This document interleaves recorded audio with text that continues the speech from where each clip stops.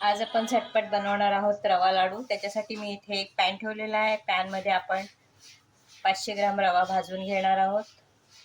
मंद आचेवरती 15 ते 20 मिनिटं भाजून घेणार आहोत। रवा छान फुललेला आहे।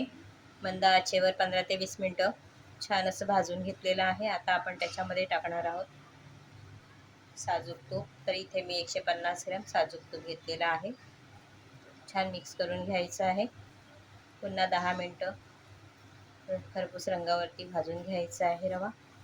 छान खमंग असा सुवास येईपर्यंत खरपूस रंगावरती 10 मिनिटं मंद आचेवर भाजून घ्यायचं आहे। 10 मिनिटं झालेली आहे। रवा छान भाजून झालेला आहे। आता आपण त्याच्यामध्ये टाकणार आहोत ड्रायफ्रूट। तर इथे मी काजू बदामाचे काप घेतलेले आहेत आणि चारोळी घेतलेली आहे। टोटल 3 टेबलस्पून घेतलेला आहे। छान मिक्स करून घ्यायचं आहे। गॅसची फ्लेम बंद करायची आहे आणि भाजलेला रवा आहे तो थोडा थंड करून घ्यायचा आहे।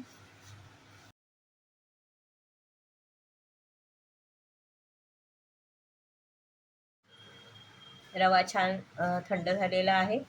आता आपण त्याच्यामध्ये वेलची पावडर टाकून घेणार आहोत आणि पिठी साखर टाकणार आहोत। तर इथे मी 400 ग्रॅम पिठी साखर घेतलेली आहे। व्यवस्थित मिक्स करून घ्यायचे। तुम्ही तुमच्या आवडीप्रमाणे गोडवा कमी जास्त करू शकता। मिश्रण छान मिक्स करून झालेलं आहे। आता आपण लाडू वळवून घेऊया।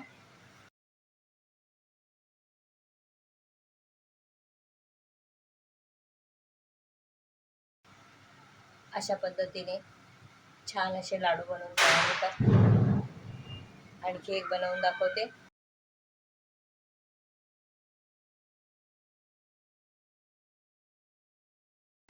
अशा पद्धतीने माव्यासारखे मऊ एकदम छान असे लाडू बनवून तयार आहेत। अशाच पद्धतीने आपण सर्व लाडू बनवून घेणार आहोत।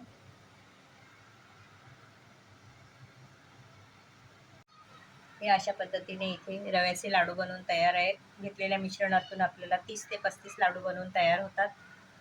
तर तुम्ही ही रेसिपी नक्की ट्राय करा। आवडल्यास लाईक करा, फ्रेंड फॅमिली बरोबर शेअर करा, कमेंट करायला विसरू नका। धन्यवाद।